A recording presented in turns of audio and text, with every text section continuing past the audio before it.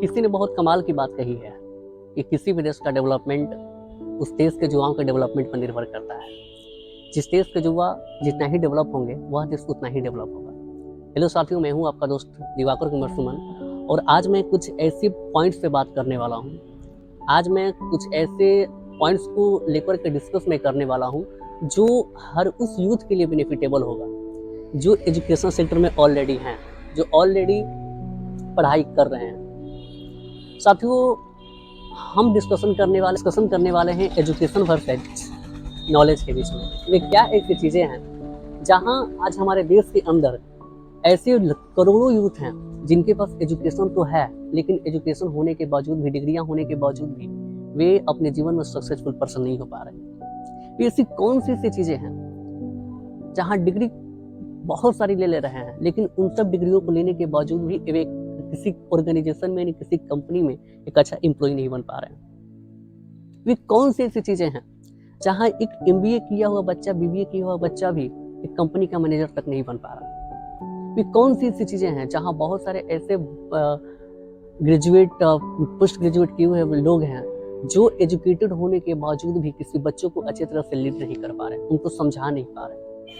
आज मैं इन सभी तमाम मुद्दों पे बात करने वाला हूँ। चलिए, एजुकेशन में और नॉलेज में क्या डिफरेंसेस है, इसको मैं आपको एक छोटी सी कहानी सुना करके इसको मैं अंडरस्टैंड करना चाहता हूँ। सोनू और मोनू नाम के दो दोस्त थे। उन्होंने बचपन से लेकर के ग्रेजुएशन तक साथ में पढ़ाई की, और जब उनको ग्रेजुएशन के बाद जब पढ़ाई करने की हुई तो उन्होंने MBA किया, और MBA करने के बाद दोनों लोगों ने एक ही कंपनी में एक ही साथ उस कंपनी को ज्वाइन किया।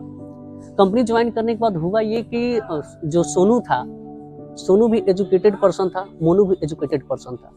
लेकिन मोनू में सबसे बड़ी खासियत बात ये थी कि मोनू हमेशा उसको तो एजुकेशन मिल ही रही थी जिस प्रकार से सोनू को मिल रहा था।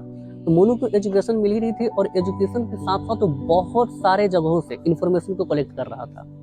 इंफॉर्मेशन को कलेक्ट करने के साथ साथ ऐसा एक दिन आया, साल भर बाद, 2 साल बाद, वो उस कंपनी का एक अच्छा खासा मैनेजर बन गया। मैनेजर बनने के बाद बावजूद ये हुआ कि जो सोनू था वो बस वहीं तक सीमित रहा, उस कंपनी में जिस पोस्ट पे था वहीं तक सीमित रहा 2 साल के बावजूद, 2 साल के बाद भी। लेकिन मोनू उस कंपनी का मैनेजर बना। आने वाले 5 साल के बाद उस कंपनी में उसकी और प्रमोशन हुई और बहुत आगे तक गई। क्यों? क्योंकि उसने एजुकेशन के साथ साथ नॉलेज बहुत ज़्यादा लिया। नॉलेज कहने का मतलब, नॉलेज हमको ये अंडरस्टैंड करता है कि हम क्या सीखते हैं। नॉलेज हमें अंडरस्टैंड करता है कि हम क्या जानते हैं। नॉलेज हमें अंडरस्टैंड करता है कि हमें कितनी हमारे पास ज्ञान की भंडार है। जबकि एजुकेशन सिर्फ और सिर्फ हमें डिग्रियां देता है। और ये जरूरी नहीं कि जो एक एजुकेटेड पर्सन है एक नॉलेजेबल पर्सन हो ही सकता है। अब ऐसा देखेंगे हमारे देश के अंदर बहुत सारे ऐसे एंटरप्रेन्योर हैं, बहुत सारे ऐसे बिजनेसमैन हैं, बहुत सारे ऐसे सक्सेसफुल पर्सन हैं जिनके पास एजुकेशनल डिग्री देखी जाए तो ना के बराबर है, लेकिन आज उनको देखिए तो बहुत बड़े मुकाम पे।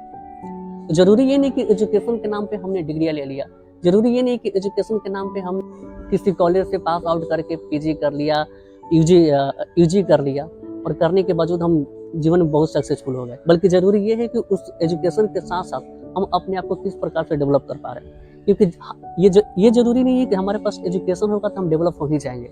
जरूरी ये है कि एजुकेशन के साथ साथ जिस दिन हमारे पास नॉलेज होगा तभी जाकर के हम एक अच्छा सक्सेसफुल पर्सन बन सकते हैं, तब जाकर के हमारे देश का डेवलपमेंट हो सकता है। तो और आज इसी का सबसे बड़ा रीजन हमारे देश के अंदर ये है कि हमारे देश के युवाओं के पास एजुकेशन तो है, एजुकेशन के नाम पे डिग्रियां तो है, लेकिन डिग्री होने के बावजूद भी हम एक नॉलेजेबल पर्सन नहीं हो पा रहे।